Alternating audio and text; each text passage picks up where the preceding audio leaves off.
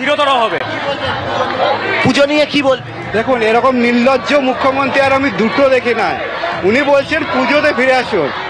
কেন আমাদের যেখানে রাজ্যে উমারা সুরক্ষিত নয়, সেখানে আমরা মা উমার পূজাতে ফিরবো, অবশ্যই ফিরবো, কিন্তু তার আগে আমাদের যে উমার সঙ্গে যে নির্যাতন হলো তার বিচার আমাদের চাই অবশ্যই। এবং দেখতে পাচ্ছি এখানে লয়াররা রয়েছেন, লয়ারদের পরে যারা রয়েছেন তারা হচ্ছে গানে বাজনার মাধ্যমে তাদের প্রতিবাদ তুলে ধরছেন এবং তারা ধর্মতলায় যাবেন, গিয়ে তারা অকুপাই ধর্মতলা আজকে তারা এই কর্মসূচি পালন করবে।